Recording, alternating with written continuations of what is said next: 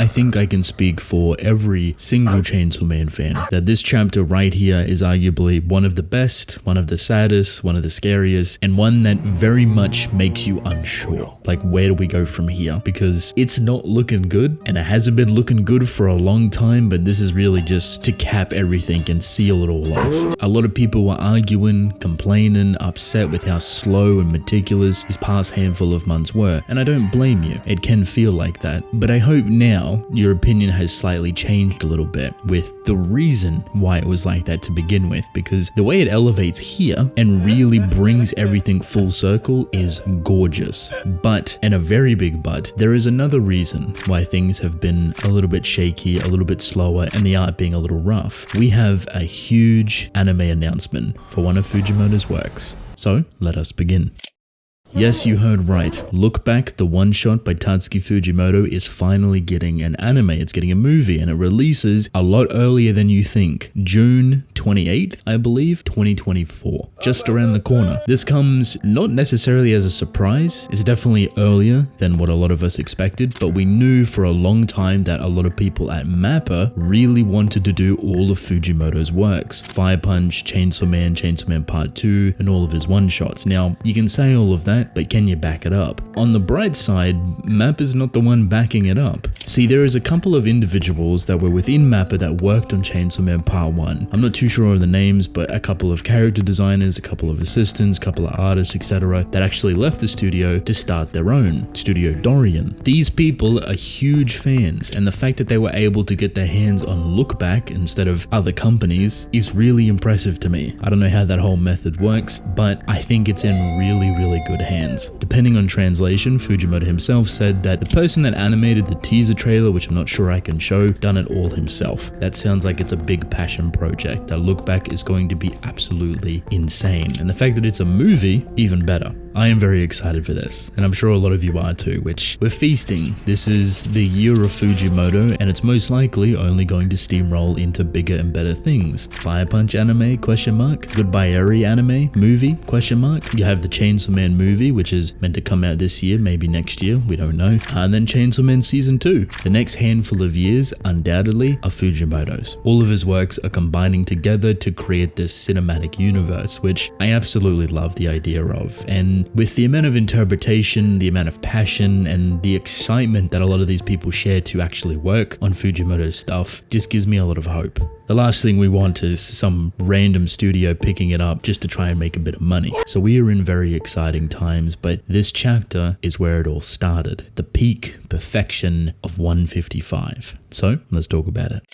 I was not mentally prepared, you were not mentally prepared for what this chapter has to offer. By the end of it, you'll be sad, you'll be upset, you'll probably be a little bit confused and very unsure on where the story is actually going. Typical Fujimoto loves to throw every emotion at you as fast as possible, so you don't really have a way to stick to anything comfortably. Kind of just standing there in the corner like a weirdo. That's okay though, because we're all in the same boat. I absolutely adore the direction of this chapter because it starts with Nayuta. Single-handedly, she is the one progressing everything forward, and you actually get a lot of very valuable and important insight to her character early on. And I'm talking right at the end of Chainsaw Man Part 1 when she's introduced into the story. She's a lot more intelligent than we were led on to believe. She wasn't this simplistic, non-verbal child that only threw up hand signs. There was a bit of thought behind her madness. Before we even get to that flashback, we have to make things critical. We know that Nayuta's in a really bad position, and it seemed like she actually convinced people that she was just a kid, she wasn't here to hurt people, and someone was actually vouching for her, and people started to believe it. You know, the morale started to fall down, and they all started to band together kind of nicely. And of course, the person to just throw all of this out the window and really just shoot you in the face, Barum. And he doesn't have any bullets in his gun, so the next best thing he does is act like he's getting controlled and puts the gun up to his own face. Nayuta cannot talk her way out of this. She can't fight her way out of this, and it's the most disrespectful, spit in your face, gut-wrenching situation. You're convinced very quickly that all of these people are kind of like, oh, she's a child, they're not going to mess with her. The last panel you see of her is all of the humans bum rushing her to kill her.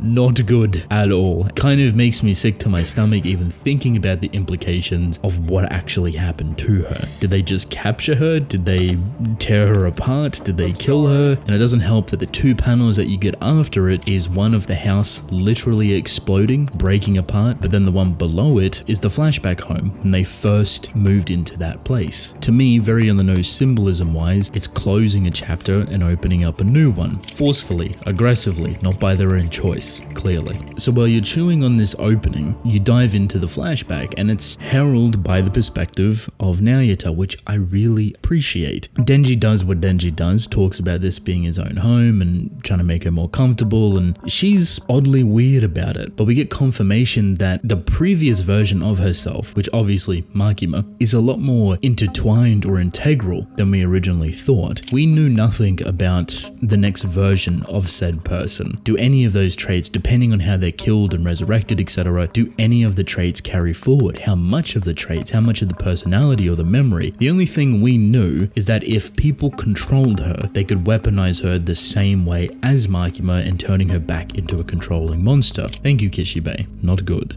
Nayuta has an identity problem, and that's so much more than what I thought we would ever get. She's struggling to understand who she is, and it's so fascinating to me that one of the four horsemen of the apocalypse, one of the most powerful devils in this story, is having an identity crisis. And I absolutely love it, because every horseman has like a polar opposite representation to themselves on what they actually seek. Makima originally was love. She wanted to have a family because she couldn't of her own. War, I thought, originally would have been identity, and still definitely could be, because war itself is made up of different components and not a singular thing. The only inclination we get for that is the weirdness surrounding Yoru's name. Fami, for example, wants to eat good food and loves and appreciates the culture of food that humans provide. And if you think about death, maybe they have a different perspective on life and want to seek it or preserve it in some way. So they have these opposites, but they never have the opportunity to seek them properly because of what they represent as a devil. So Nayuta struggling with her own identity and being even somewhat persuaded or convinced by her previous self, and that knowledge passing over, is so vital, so incredibly outstanding to finally get. It is so overpowering for her identity. She was willing to destroy everything, to build him up,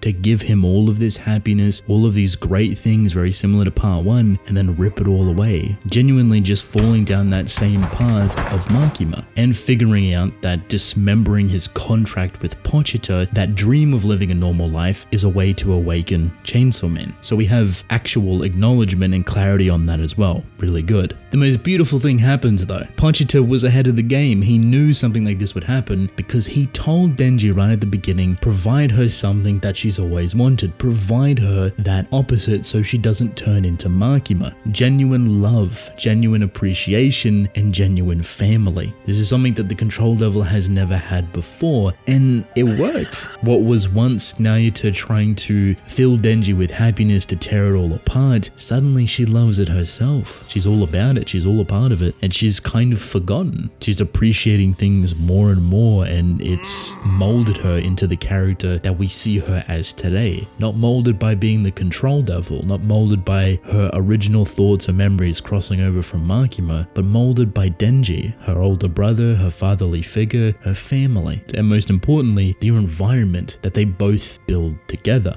Even within her time of doubt, Denji reassures her that she is family. I think that puts her mind at ease, and I think it's very beautiful. Unfortunately, it doesn't work the other way. Within this flashback sequence, we jump over to Denji's perspective, and we see something a little bit more cataclysmic, a little bit more internal suffering that has been locked away for quite a bit. His childhood self. It's very desperate and self-destructive, and this child version is not holding back, and for me it spells a pretty bad omen. Self-sabotage at its finest. It's always kind of reared its head, the reason why Denji operates the way that he does. The problem this time is that he can't directly combat this statement. He's lost his family, he's lost his house, he's lost all of his pets and all of the environment that he built, and he's lost Nayuta. The longer they are departed, the more Denji will most likely spiral, and this, to me, is just the beginning. Part 2 has quite literally been the process of him trying to heal it. But you gotta remember, this boy has trauma. That is years upon years of development that has been stunted, that has been thrown into the corner, into the garbage bin, and on top of it, a multitude of other things tearing it apart. The family that he originally come to love and have taken away from him in front of his eyes, him not being strong enough to protect it. The same thing is happening now, but in the worst way possible. This is a family that he's built for himself, not one provided as proxy to him.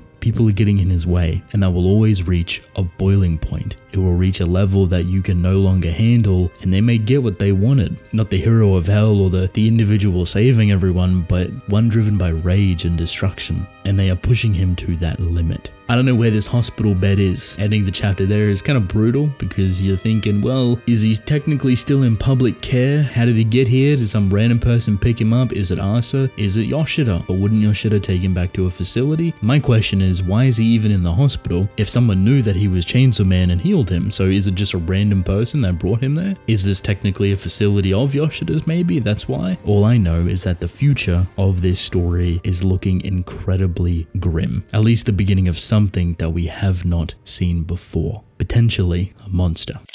Hello, welcome to the end of the video. If you've made it this far, thank you. I appreciate you. Leave a like and subscribe, that'd be nice. Also, check out some of these videos here. If you watch them, YouTube recommends me more. They like that, I like that. You might enjoy the video, so why not? Let me know your thoughts on the chapter, and I will see you all later.